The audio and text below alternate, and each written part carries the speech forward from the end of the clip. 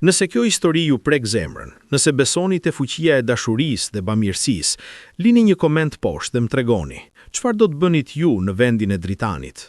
A do ta ndryshonit jetën e dikujt sot? Shtypni subscribe dhe aktivizoni kampanën që të mos humbisni asnjë moment nga kjo udhëtim emocional.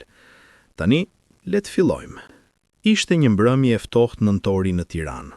Rrugët ishin të lagura nga shiu i lehtë që fishte rënë gjatë pasdites, dhe dritat e qytetit pasqyroheshin si yje të thyer mbi asfalt. Era e ftohtë që frynte nga kodrat bënte që njerëzit të shpejtonin hapin duke kërkuar strehim në këndet e ngrohta të shtëpive të tyre. Dritan Mërkuri, një njeri në të 50-tat e tij, me flok gri të krehur me kujdes dhe kostum të zi elegant, po ecte me hapa të shpejt drejt makinës së tij, një Mercedes të zi që shkëlqente edhe në ndritën e dobët të rrugës. Çanta e tij lëkure ishte e mbushur me dokumente, kontrata, plane ndërtimi. Ishte një ditë si çdo ditë tjetër, e gjatë, e lodhshme, plot vendime që peshonin mbi supet e tij si gur. Kishte qenë një ditë e gjatë, takime pafund, kontrata për të nënshkruar, vendime që ndikonin jetën e qindra punonjësve. Dritani ishte një nga sipërmarrësit më të suksesshëm në vend, pronari një kompanie ndërtimi që kishte ndërtuar disa nga ndërtesat më të larta dhe më moderne të Tiranës. Emri i tij ishte sinonim i suksesit, por edhe i vetmisë. Ai po afrohej te makina kur dëgjoi një zë të dobët.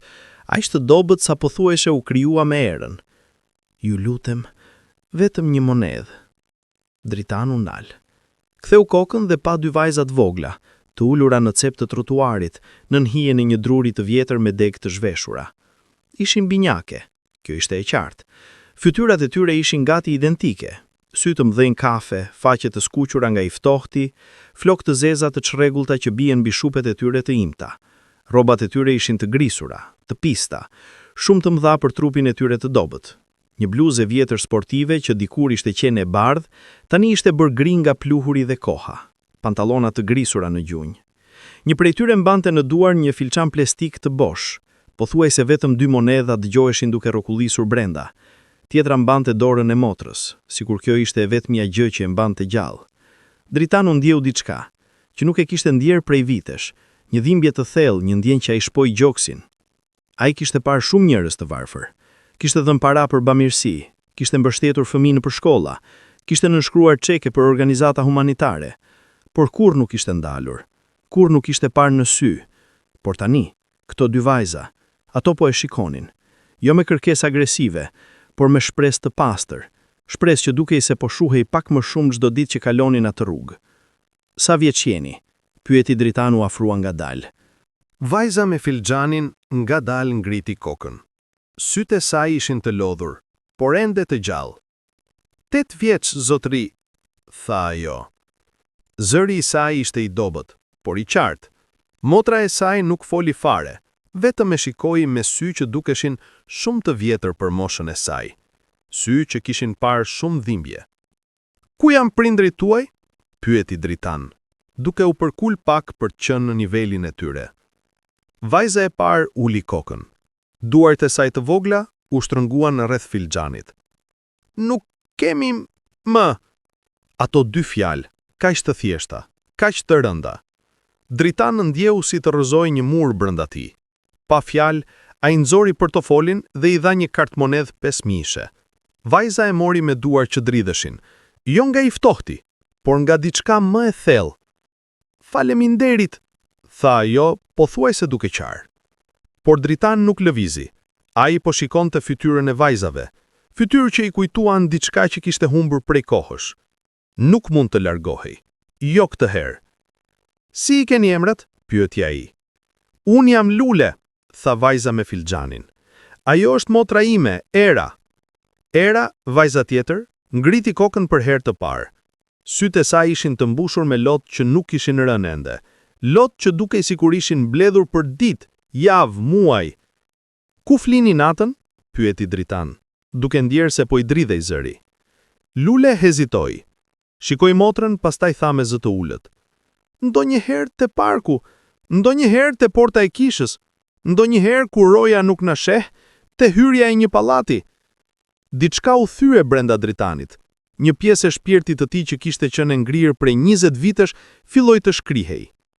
Ai u përkul dhe tha: Jo sot. Sonte ju do të hanin ngrohtë. Ejani me mua. Vajzat e shikuan me frikë dhe shpresë të përzier. Por ne nuk ju njohim. E di. Por unë nuk mund t'ju lë këtu. Ju lutem. Vetëm një darkë. Pastaj vendosni ju. Pas një minute heshtje, Era e shtrëngoi dorën e Lule dhe tha me një zë sa një përshpëritje. Ejani. Dritani çoi dy vajzat në një restorant të vogël, të ngrohtë, në një rrugë anësore. Ishte një vend të cilin e njihte prej vitesh. Pronari, një burr i mirë me emrin Petrit, e përshëndeti me një buzëqeshje të gjerë që u fsheh menjëherë kur pa vajzat.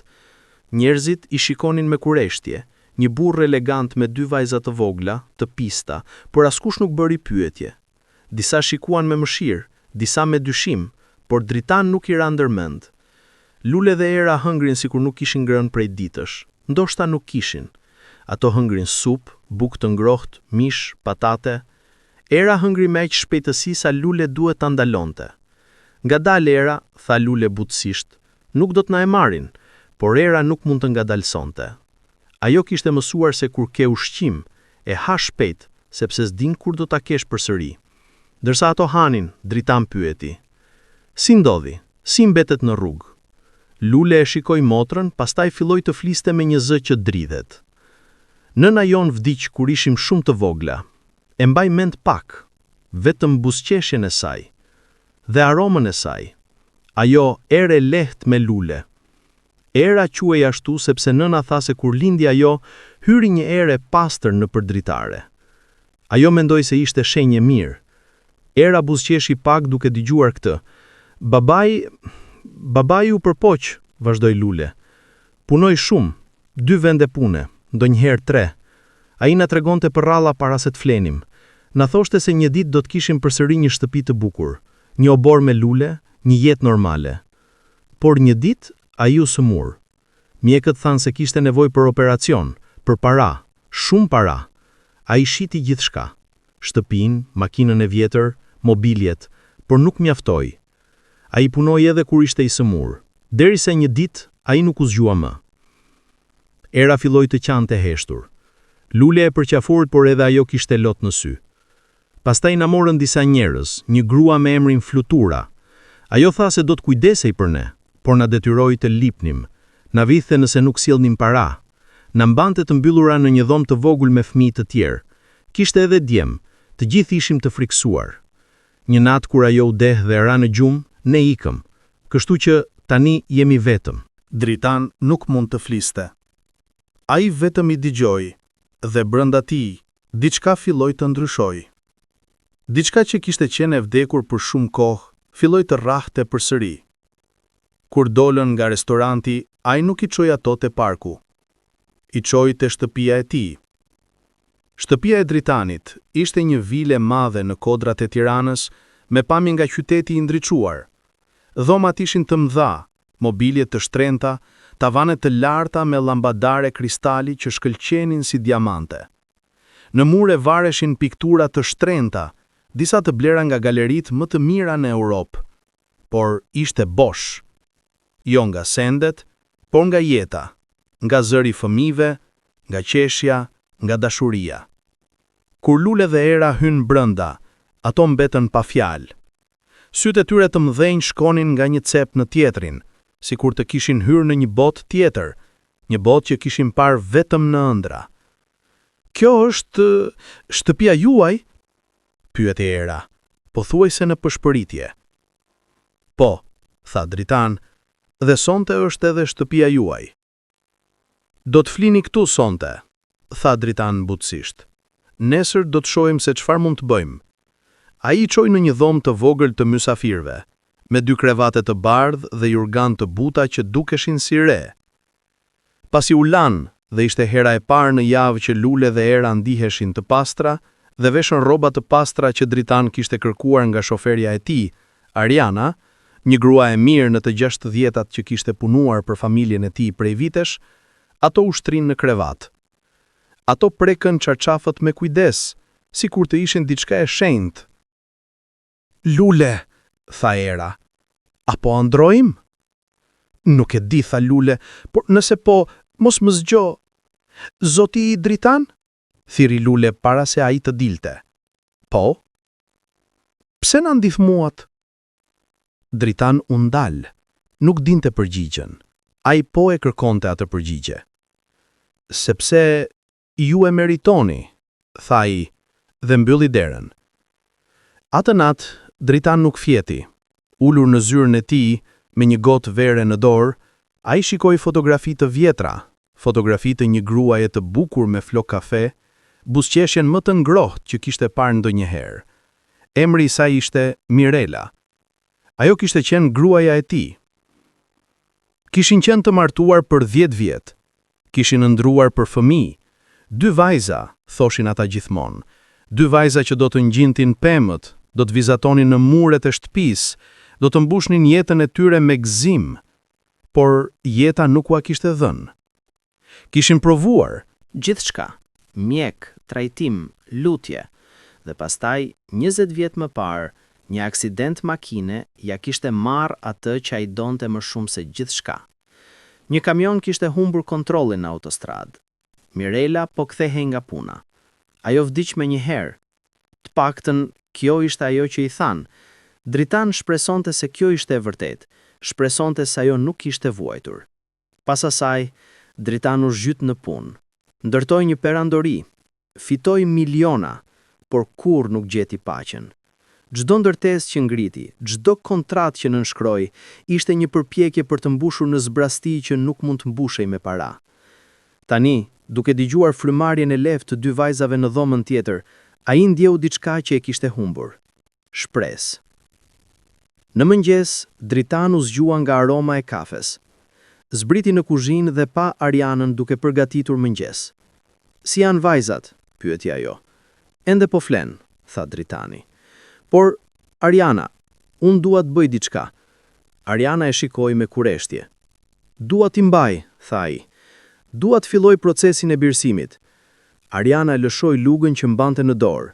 Ajo e shikoi Dritanin me një shprehje të përzier, befasi, gëzim, shqetësim. Zoti Dritan, a e keni menduar mirë këtë? Birësimi është një përgjegjësi e madhe. Këto vajza kanë nevojë për kujdes, për kohë, për dashuri. Dhe ju keni qenë vetëm për aq kohë. A jeni gati? Dritani buzëqeshi, për herë të parë prej shumë kohësh, një buzëqeshje e vërtet. Nuk e di nëse jam gati, Ariana, por e di që dua të provoj. Dritani thirrri avokatin e tij, Behar Leka, një burr me përvojë dhe me një reputacion të fortë në Tiranë. Behari ishte një mik i vjetër, dikush që kishte qenë atje në dasmën e Dritanit me Mirelën, dikush që kishte qarë me të në varin e saj. Behar, dua të filloj procesin e birësimit, tha Dritani në telefon. Behari heshti për një moment. Birësimit? Dritan, ti nuk më ke folur kur për diçka të tillë. Për kë po flet? Për 2 vajza. Janë binjake, 8 vjeç. I gjeta në rrugë, nuk kanë askënd. Dritan, filloi Behari me një ton të kujdesshëm. E kupton sa e ndërlikuar është kjo? Birësimi në Shqipëri nuk është i lehtë. Ka procedura, hetim social, pyeti për motivet dhe nëse ato vajza janë në sistemin e shtetit? Nuk janë, e ndërpreu Dritan. Nuk janë asnjë sistem, janë në rrugë, pa askënd. Dhe ti mendon se mund t'i marrësh kështu? Unë nuk mendoj, Behar, unë vendosa. Tani bëj atë që di të bësh më mirë. Gjej një rrugë ligjore. Behari pëshertiu. Do t'jetë e vështirë, do të kërkojnë dokumente, histori, prova, por do të provoj. Për ty, Dritan, për kujtimin e Mirelës. Dërsa Behari filloi punën, Dritan kaloi ditët e ardhshme me lule dhe era. Ai i çoi te mjeku, një pediatre e njohur me emrin Dr. Alma Shkurtaj, e cila i ekzaminoi me kujdes të madh. Ajo konfirmoi se ishin të keq ushqyera, por të shëndetshme. Kishte nevojë për vitamina, ushqim i rregullt, kujdes dentar, por asgjë serioze.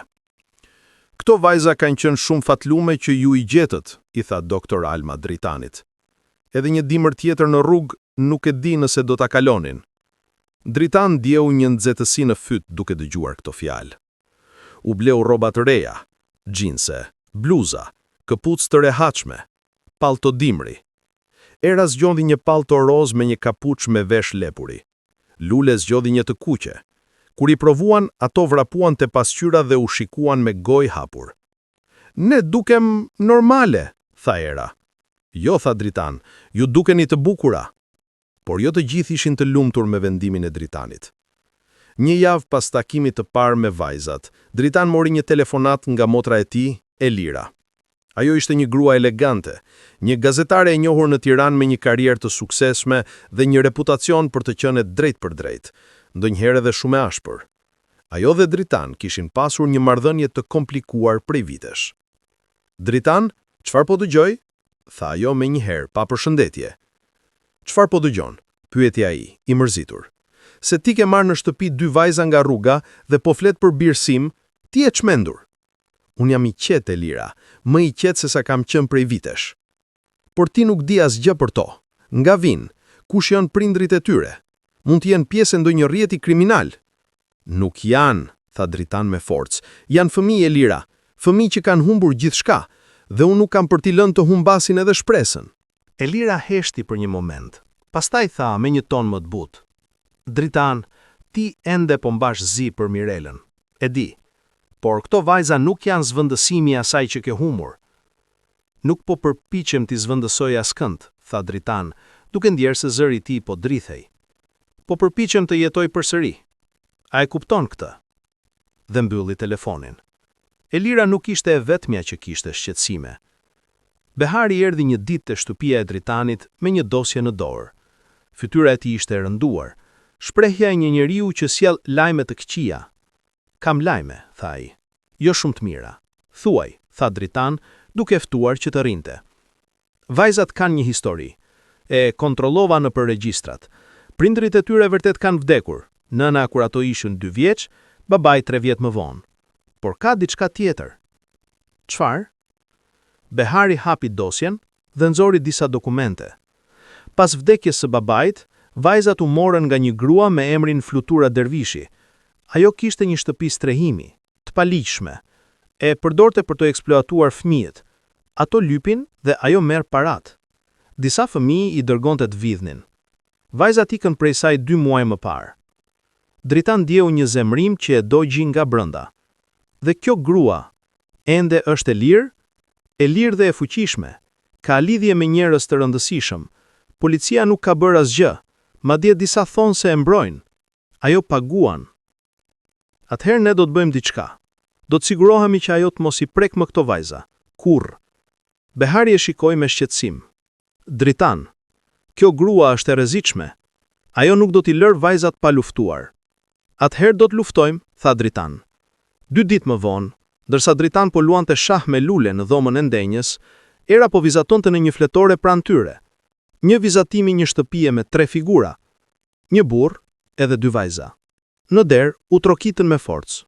Ariana shkoi të hapte, dhe pas pak në dhomë hyri një grua e shëmtuar në pamje, por me një prezencë të fortë. Ishte Flutura Dervishi. Ajo ishte në të 50-tat, me flokë të zezë të lyer keq, veshur me një xhaketë lëkure të vjetër dhe me sy të ftohtë, gati pa shprehje. Ajo hyri sikur të ishte shtëpia e saj.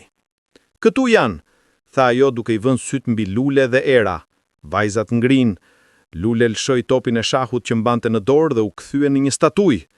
Era e shtrëngoi dorën e Lule aq fort sa gishtërinë e saj u bën të bardhë. Ju kush jeni? Pyeti Dritan duke u ngritur.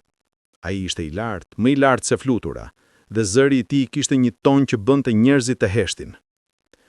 Unë jam ajo që ka kujdesur për këto majza pasi mbetën jetim, tha Flutura me një ton të prerë, dhe kam të drejtën ligjore për to.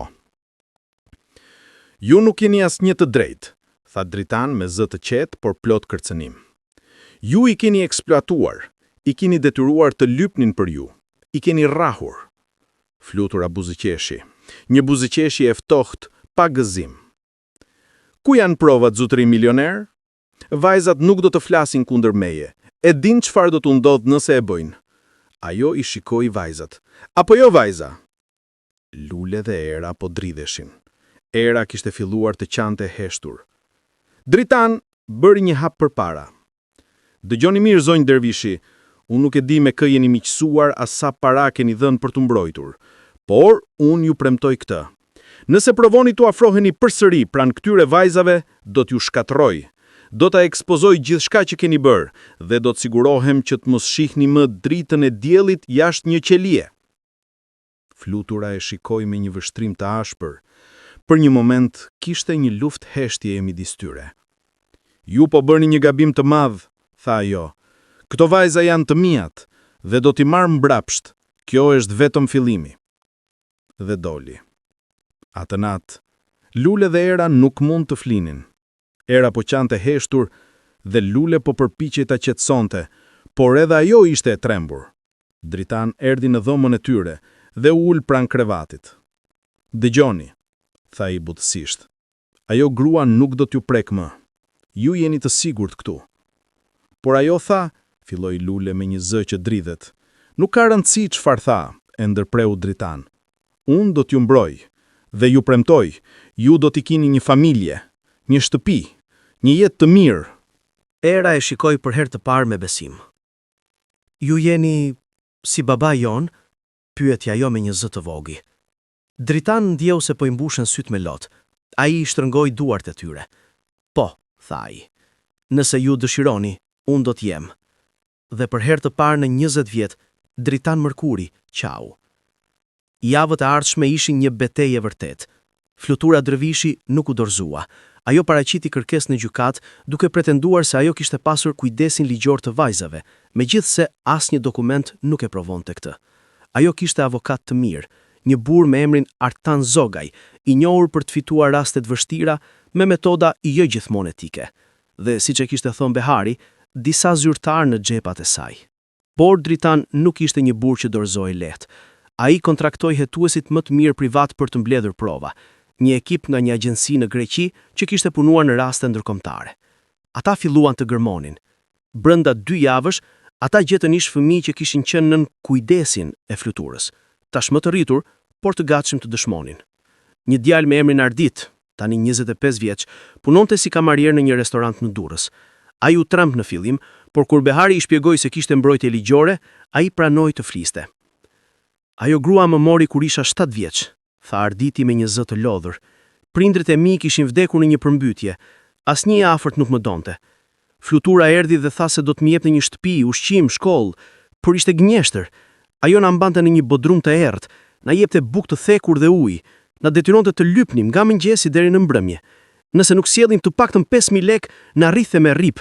Më kalon shenja që ende i kam. Ai ngriti këmishën. Shpina e tij ishte plot vija të bardha, shenja të vjetra dhune. Gjetën edhe të tjerë. Një vajzë me emrin Blerta, tani 19 vjeç, që kishte ikur edhe tani jetonte me një familje miqësore në Shkodër. Ajo treboi historinë e saj, e njëjtë me atë të Arditit. Dhunë, eksploatim, frikë. Hetuesit gjetën regjistrime, video të fshehta që Flutura nuk e dinte se ekzistonin. Një nga fëmijët kishte pasur një telefon të vjetër dhe kishte filmuar momentin kur Flutura po i rrithte. Videoa ishte e tmerrshme, por ishte provë. Gjetën dokumente financiare që tregonin se Flutura kishte fituar qindra mijëra euro nga eksploatimi i fëmijëve, para që ajo kishte depozituar në banka në Kosovë dhe Maqedoni. Dritani dërgoi gjithçka mediave. Ai thirri gazetar të besueshëm, njerëz që njihte, që dinte se nuk do t'i shisnin për para. Brenda një javë, historia ishte kudo: televizion, gazeta, rrjete sociale. Skandali i fëmijëve të eksploatuar, gruaja që fitonte nga vuajtja e tyre, rrjeti i trafikimit të fëmijëve në Tiranë, policia në hetime, milioneri që lëfton për 2 vajza, historia që po lëkund opinionin. Flutura Drëvishi u bë fytyra e një skandali kombëtar. Policia, e detyruar nga presioni publik, filloi hetimet zyrtare. Zyrtar që më pare kishin mbrojtur, tani u larguan prej saj. Askush nuk donte të lidhet me emrin e saj. Dhe në gjykat, ajo humbi. Ditën kur vendimi u shpall, Dritani ishte atje me Lule dhe Era. Gjykatësi, një grua e moshuar me emrin Zonja Luljeta Gjoni, me një shprehje të rrept, por të drejtë, lexoi vendimin me një zë të qetë, por të fuqishëm. Pasi shqyrtoi të gjitha provat dhe dëshmonitë, gjykata vendos që Flutura Drëvishi të humbas të gjitha pretendimet mbi këto 2 vajza. Për më tepër, është lëshuar urdhër arresti për akuza të shumta të trafikimit dhe eksploatimit të fëmijëve, dhunë të rënd, shpëlarje parash dhe korrupsion. Vajzat Lule dhe Era i jepen nën kujdesinë e përkohshme të zotit Dritan Mërkuri, në pritje të përfundimit të procesit të birësimit. Dritan e kapi dorën e Lule me njërën dorë dhe të Era me tjetrën. Vajzat ishin duke qarë, por këtë herë nga gëzimi. Në sallën e gjykatës, njerëzit filluan të duartrokasin, madje edhe disa nga gjyqtarët e tjerë që po prisnin rastet e tyre buzëqeshën. Flutura u arrestua në dalje nga gjykata, ndërsa policia e shoqëronte, ajo ktheu kokën dhe e shikoi Dritanin me një vështrim plot urrëtie. Ke fituar betejën, tha ajo me një zë të ulët por plot helm. Por kujdes, gjithmonë ka një çmim për gjithçka dhe ti do ta paguash. Dritan nuk ju përgjigj, ai vetëm i ktheu shpinën dhe u largua me vajzat e tij. 3 muaj pas asaj dite, procesi i birësimit u finalizua zyrtarisht. Dritan mori dokumentin e fundit nga gjykata, një letër zyrtare me vullën e shtetit që thoshte: Lule dhe Era Mërkuri janë zyrtarisht të birësuara nga Dritan Mërkuri. Nga kjo ditë, ai është babai i tyre ligjor dhe ata janë fëmijët e tij. Dritan e lexoi letrën 3 herë, pastaj e mbajti pranë gjoksit dhe mbyllu syt. Atë mbrëmje, ai organizoi një festë në shtëpi, jo të madhe, vetëm miq të afërt. Behari erdhi me gruan e tij, një grua e ëmbël me emrin Drita. Ariana kishte përgatitur një darkë madhështore. Motra e tij Elira erdhi gjithashtu, duke sjell dhurata për vajzat, libra, rroba, lodra. Ajo kishte ardhur të kërkonte falje për dyshimet e saj. Ishe e drejt, i tha ajo Dritanit, duke e përqafuar. Këto vajza, ato kanë nevojë për ty, dhe ti vlla, kishe nevojë për to. Dritan buzëqeshi. E di, thaj, Mirela do t'ishte krenare. Elira e shikoi me sy të lagur. Po, ajo do t'ishte. Por momenti më i rëndësishëm i natës erdhi kur Lule dhe Era i solli një dhuratë Dritanit. Një vizatim që e kishin bërë vetë. Ishte një familje, një burr i gjatë në mes dhe 2 vajzat vogla nga secila anë, duke mbajtur dorën e tij. Mbi vizatim shkruhej me shkrimdore: Familja jon, të duam, baba. Drita nuk mundi të fliste. Vetëm i përqafoi dhe ato qëndruan ashtu për një kohë të gjatë. Behari dhe Drita, Elira dhe Ariana, të gjithë kishin lot në sy.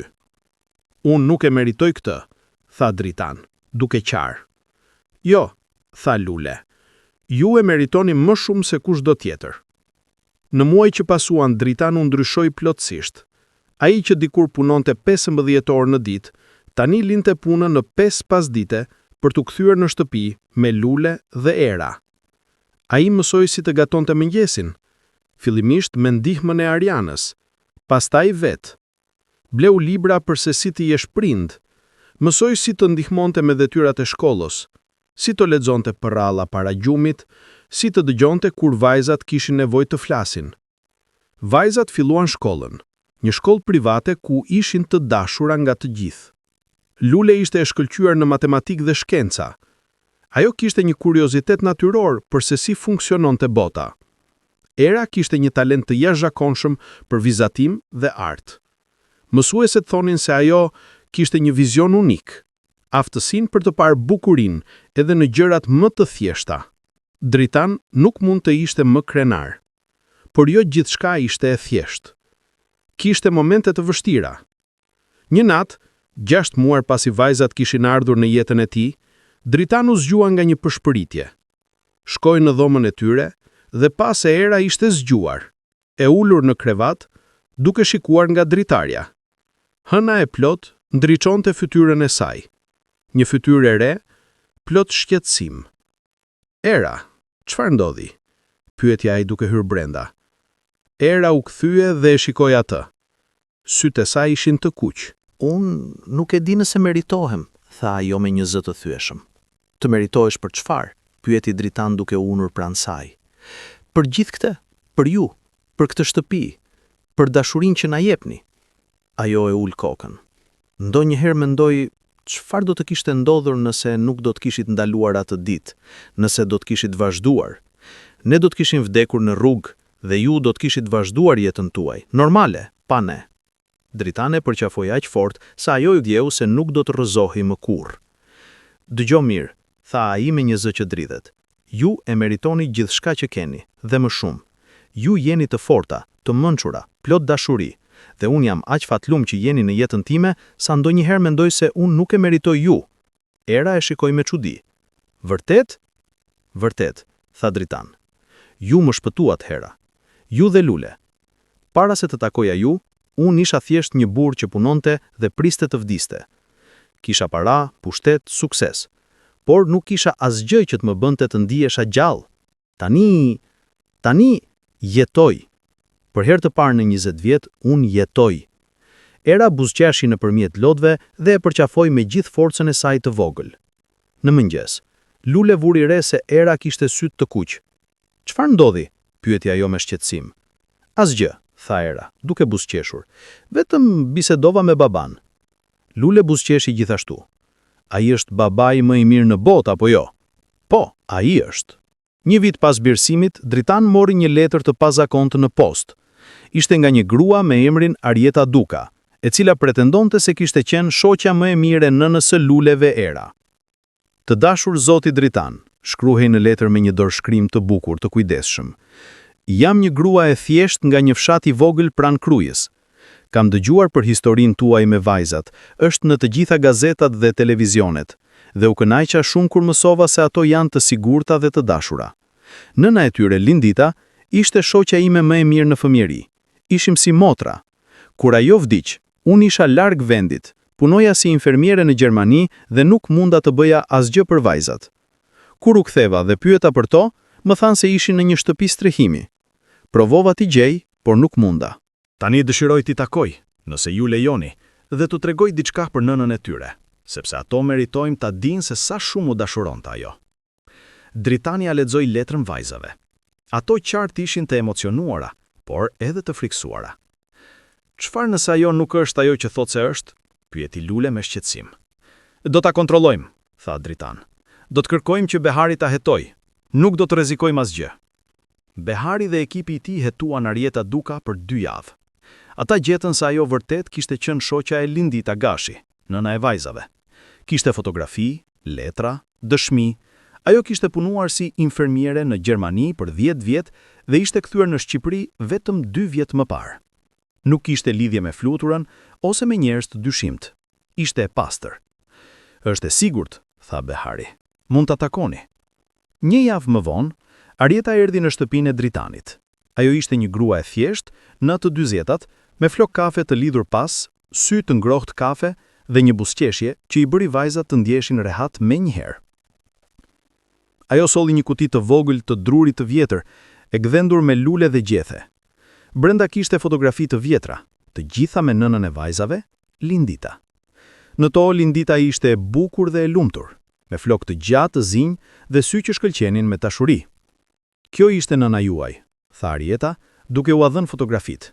Lindita Gashi, gruaja më e mirë që kam njohur. Kishte një zemër kaq të madhe. Edhe kur u bë e varfër, edhe kur vuante, ajo gjithmonë shikonte për të tjerët.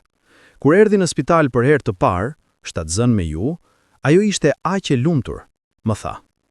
Arieta, unë do të kem 2 vajza, e ndjej, dhe do t'jen një mrekulli. Era dhe Lule po qanin, por ishin lot gëzimi të përzier me dhimbje. A na donte vërtet? Pyeti Era me një zë të vogël. Ajo ju donte më shumë se gjithçka në botë, tha Arieta, duke i kapur duart e vajzave. Ju ishit shpirti i saj. Kur u lindi ju, ajo nuk flinte ditë të tëra, vetëm ju shikonte dhe buzëqeshte, më tha. Arieta, unë do të bëj gjithçka për to. Çdo sakrificë, çdo vështirësi, por ato do të jenë të lumtura. Lule e shikoi një fotografi ku nëna e saj po mbante në krah 2 foshnja të vogla. Lule dhe Era, vetëm disa muajsh. Lindita po buzëqeshte me gjithë zemër. Ajo duket e lumtur, tha Lule. Ajo ishte, edhe në vështirësi, edhe kur ju vdiq burri, edhe kur u sëmur. Ajo gjithmonë thoshte, kam 2 vajza, dhe kaq më mjafton. Në darka të natë, Era dhe Lule i treguan Dritanit të gjitha fotot dhe historit që Arieta u kishte treguar. Arieta kishte mbetur për darkë. Ariana kishte përgatitur një darkë tradicionale, me byrek, tavë dheu dhe ëmbëlsirë. Ne kemi 2 familje tani, tha Lule, duke shikuar fotografinë e nënës dhe pastaj Dritanin. Atë që kemi humbur dhe atë që kemi gjetur. Dritan buzëqeshi. Dhe të dyja janë për gjithmonë në zemrat tuaja. Nëna juaj do t'jetë gjithmonë me ju, dhe unë jam këtu për t'ju dashur ashtu si që ajo do t'kishte dashur. Arieta filloi të vizitonte shpesh. Ajo u bërë si një hall për vajzat, dikush që u tregonte histori për nënën e tyre, që i mësonte receta tradicionale, që i dëgjonte kur kishin nevojë. Dritani ishte mirënjohës për prezencën e saj. Ajo u jepte vajzave diçka që ai nuk mund t'u jepte, lidhjen me të kaluarën e tyre. Kohët kalonin me shpejtësi. Lule dhe Era filluan të rriteshen, nga vajza të vogla në adoleshente me ëndra të mëdha. Lule, që dikur ishte e heshtur dhe e friksuar, tani ishte e fortë dhe e vendosur. Ajo donte të bëhej inxhiniere ndërtimi, si babai i saj, thoshte ajo. Era, që dikur nuk fliste fare, tani ishte plot jetë dhe krijimtari. Ajo donte të studionte art dhe të bëhej piktore. Kur vajzat ishin 15 vjeç, Dritan organizoi një festë të madhe për ditëlindjen e tyre, festa e parë e vërtet që kishin pasur ndonjëherë. Erdhi gjithë familja, Elira, Behari dhe Drita, Ariana, Arieta, miqt nga shkolla. Shtëpia u mbush me qeshje, muzikë, dashuri. Por në mes të festës, Dritan mori një telefonat nga kompania.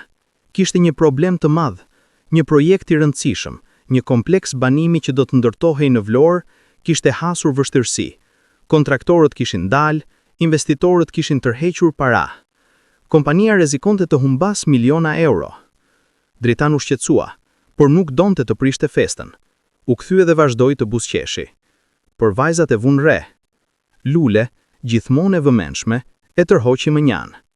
"Baba, çfarë po ndodh?" pyeti ajo me shqetësim. Dritan hezitoi, por pastaj vendosi të thoshte të vërtetën. Ai gjithmonë kishte qenë i sinqert me to. "Ka një problem me kompaninë, por do ta zgjidhim, mos u shqetësoni."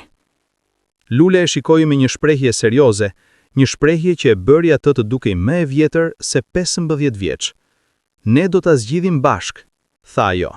Në javët që pasuan, vajzat treguan një pjekuri që habitën Dritanin. Ato mësuan gjithçka rreth biznesit, lexuan dokumente, pyetën pyetje, dhanë ide.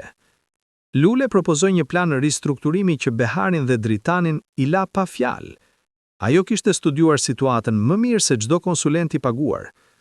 "Nëse ndryshojmë kontraktorin dhe gjejmë një ekip më të vogël për më të besueshëm, dhe nëse reduktojmë disa kostot panevojshme këtu dhe këtu," tha ajo duke treguar në një tabel, "atëherë mund ta shpëtojmë projektin." Behari e shikoi me admirim. "Ajo ka të drejtë," tha ai, "kjo mund të funksionojë." Dhe Era, me kreativitetin e saj, ndërtoi një fushat marketingu që tërhoqi sërish investitorët. Ajo krijoi video, postera, prezantime që tregonin vizionin e projektit, jo vetëm si një ndërtesë, por si një komunitet, një shtëpi, një vend ku njerëzit do të jetonin ëndrat e tyre. "Njerëzit nuk blejnë apartamente," tha Era gjatë një prezantimi para investitorëve të mundshëm. "Ata blejnë shpresë, ata blejnë një të ardhme, dhe ne po u ofrojmë atë." Investitorët u habitën, jo vetëm nga prezantimi, por nga fakti se ishte bërë nga një vajzë 15 vjeç. Kompania filloi të rimëkëmbej. Brenda 3 muajsh, projekti ishte përsëri në rrugë të mbar. Kur gjithçka u stabilizua, Dritani i përqafoi të dyja në zyrën e tij. "Ju më shpëtuat përsëri," tha ai me lot në sy. "Jo," tha Era duke buzëqeshur. "Jemi një familje. Ne shpëtojmë njëri tjetrin." Lule shtrëngoi dorën e babait. "Tani ne po bëjmë të njëjtën gjë për ju." Por jo gjithçka ishte e qetë. Një vit pas asaj krize, kur vajzat ishin 16 vjeç, ndodhi diçka që tronditi familjen. Fluturat Dervishi u lirua nga burgu. Ajo kishte qëndruar vetëm 2 vjet nga dënimi i 5 vjeçar. Kishte fituar një ulje dënimi për sjellje të mirë dhe bashkëpunim me autoritetet. Disa thonin se kishte paguar, të tjerë thonin se kishte dhënë informacion për rrjete të tjera kriminale. Por, pavarësisht arsyes, ajo ishte e lirë. Dhe ajo nuk e kishte harruar. Një mbrëmje, ndërsa Dritan po kthehej nga puna, ai vuri re një makinë të zezë që po e ndiqte. Në fillim, mendoi se ishte imagjinat, por kur ktheu 2 herë pa arsye, makina ende ishte atje. Ai thirri Beharin me një herë. Behar, ka diçka që nuk shkon, mendoj se po më ndjekin. Kthehu në shtëpi me një herë, tha Behari, do të dërgoj dikë. Kur Dritan arriti në shtëpi, ai gjeti Lule dhe Era në dhomën e ndenjës duke bërë detyra. Ato buzëqeshën kur e pan. Baba, shiko, mora 10 në matematik, tha Lule duke ja treguar fletën. Dritan u përpoq të buzëqeshte, por mendja e tij ishte diku tjetër. Jam shumë krenar, tha ai, por dua t'ju them diçka. Flutura Dervishi është liruar. Vajzat ngrin. Era i ra lapsi nga dora. Por, ajo nuk mund, filloi Era me zë të dridhur. Ajo nuk mund t'ju prek, tha Dritan me forcë. Kemi marrë masa. Ka një urdhër afërsimi. Ajo nuk mund të afrohet me më shumë se 500 metra nga ju. Dhe unë kam kontraktuar roja private. Por dua që t'jeni të kujdesshme. Të mos dilni vetëm, gjithmonë me dikë. Lule e shikoi me një shprehje të fortë. Ne nuk do të kemi frikë, tha ajo. Ajo na ka marrë shumë prej nesh, por tani kemi një familje, dhe nuk do të lejojmë që ajo të na e marrë edhe këtë. Javët që pasuan ishin të tensionuara. Roja private shoqëronte vajzat gjithkund, në shkollë, në parkim, në shtëpitë e miqt. Dritan vuri kamera sigurie rreth shtëpisë. Behari takoi prokurorin për të diskutuar opsionet ligjore. Por flutura ishte e mençur. Ajo nuk tentoi të afrohej drejt për drejt. Në vend të kësaj, ajo filloi të përhapte thashetheme, trillime në rrjete sociale se Dritan kishte byrësuar vajzat për para, se ai i shfrytëzonte, se ai nuk kishte një baba i vërtet. Disa njerëz i besuan, mediat filluan të pyesin pyetje, gazetarët pacip filluan të shkruanin artikuj të dyshimt. A është Dritan Merkuri aq i mirë sa duket? Pyetje të papërgjigjura rreth birësimit të vajzave. Dritani ishte i zemëruar, por Behari i tha të mbante qetësinë.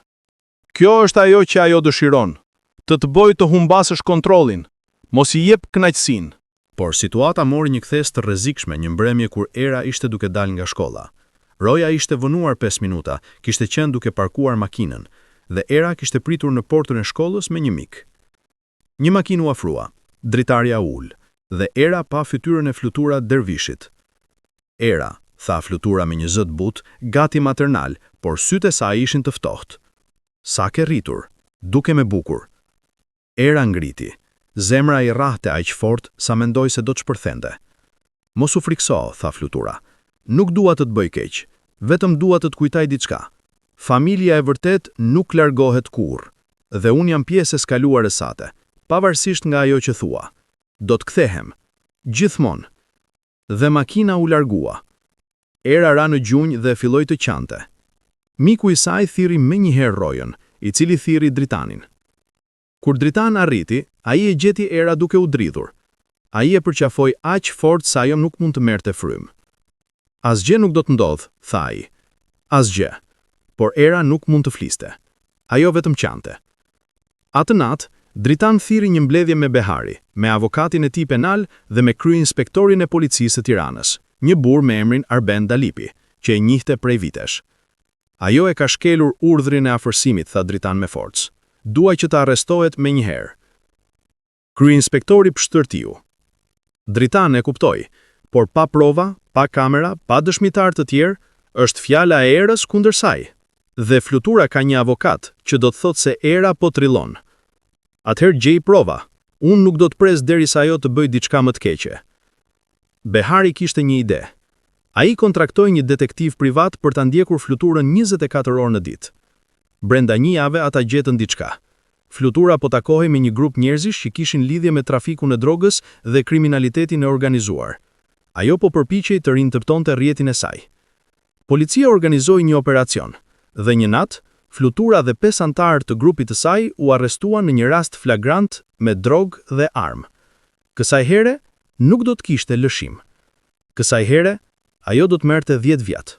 Kur Dritania tha lajmin vajzave, era qau, jo nga frika, por nga lehtësimi. A është mbaruar, pyeti ajo? Vërtet? Po, tha Dritani, është mbaruar. Kohët vazhduan të kalonin. Vajzat u rritën, u bën më të forta, më të mençura, më plot shpresë. Kur Lule dhe Era ishin 18 vjeç, ato morën diplomën e shkollës së mesme me nota të shkëlqyera. Lule fitoi një bursë të plot për të studiuar inxhinieri në Universitetin Politeknik të Tiranës. Era fitoi një bursë në Akademinë e Arteve. Në ceremoninë e diplomimit, Dritani qëndroi në sallë dhe i shikoi ato dy vajza, dikur të vogla, të friksuara, të humbura, tani gra të reja plot dinjitet dhe dashuri. Kur Era doli në skenë për të marrë diplomën, ajo ndaloi dhe foli. Unë dua të falenderoj dikë, tha ajo me një zë të qartë që mbushi sallën.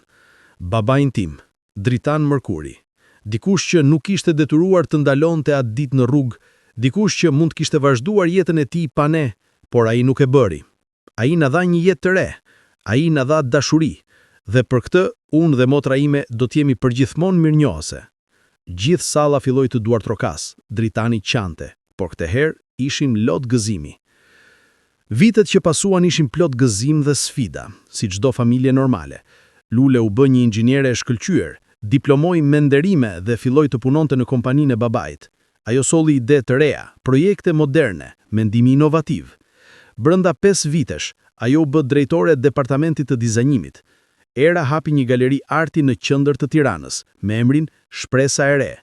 Punët e saj, piktura që tregonin fëmijët e rrugës, jetën dhimbjen, por edhe shpresën, u pan nga mijëra njerëz.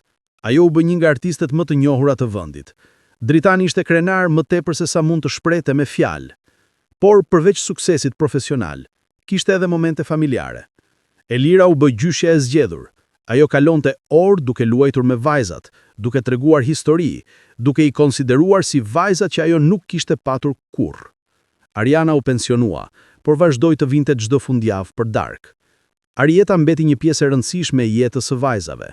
Ajo ishte lidhja e tyre me të kaluarën, me nënën që nuk e kishin njohur mjaftueshëm. Behari dhe Drita u bën si prindrit e dytë. Kur Lule u martua në moshën 25 vjeç me një inxhinier të ri me emrin Besnik, Behari ecte pranë Dritanit, dy baballar që kishin krenari të njëjtë. Kur Era u martua 2 vjet më vonë me një artist me emrin Enis, ata organizua një dasëm në kopshtin e vilës, të njëjtën vilë ku vajzat ishin ardhur për herë të parë 18 vjet më parë. Një ditë, kur Dritani ishte në të 70-tat e tij, ai ul në kopshtin e shtëpisë me një filxhan çaji në dorë. Kishte kaluar aq shumë kohë, por çdo moment kishte qenë i vletshëm. Lule dhe Era erdhën me fëmijët e tyre. Lule kishte 2 djem, Era kishte një vajzë dhe një djalë. Fëmijët vrapuan në kopsht dhe filluan të luanin. "Gjysh Dritan!" thiri një prej djemve. "Eja të luajmë top!" Dritan buzëqeshi dhe u ngrit, pak më ngadalë se dikur, por me të njëjtën dashuri. Lule dhe Era qëndronin pranë dhe e shikonin. "A e di," tha Era, "ndonjëherë akoma nuk më duket real. E gjithë kjo, familja, dashuria, jeta." "E di," tha Lule, "por është reale, sepse ai na dha një shans." "Jo," tha Era, duke e korrigjuar, "ne i dham njëri tjetrit një shans." Atë mbrëmje, pasi fëmijët ishin vënë për të fjetur, Dritan u ul me Lule dhe Era në verandën e shtëpisë. Yjet shkëlqenin lart, të qartë, të ndritshëm, si ato që kishin shkëlqyer natën e parë kur ai i kishte sjellë ato në shtëpi. "Më duhet t'ju them diçka," tha Dritan. Vajzat e shikuan me kureshtje. "Atë ditë," vazhdoi ai, "kur ju gjeta, unë nuk mendoja se po ju shpëtoja. Unë mendoja se po bëja thjesht diçka të mirë. Por e vërteta është, ju më shpëtuat mua. Unë isha një burr i vdekur që ecte, dhe ju më dhat një arsye për të jetuar. Për këtë, unë do t'ju jem përgjithmonë mirënjohës." Lule dhe Era e përqafuan. Të tre qëndruan ashtu për një kohë të gjatë, nën yjet, nën qiellin që kishte parë fillimin e historisë së tyre. Dritan Mërkuri vdiq në moshën 82 vjeç, i rrethuar nga familja e tij. Ishte një vdekje e qetë.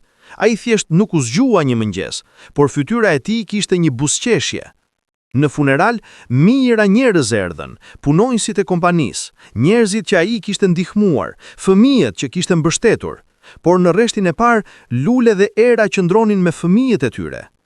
Kur Era doli për të folur, ajo nuk qaj. Ajo foli me një zë të fortë. Babai im më mësoi se dashuria nuk është gjak. Dashuria është zgjedhja që bën çdo ditë për të qenë atje për dikë. Ai na zgjodhi ne, dhe ne zgjodhëm atë, dhe kjo zgjedhje na dha një jetë që nuk do ta kishim ndëruar kurrë. Kështu që unë nuk do të qaj sot, do të festoj, sepse ai jetoi dhe për shkak të tij ne jetojmë.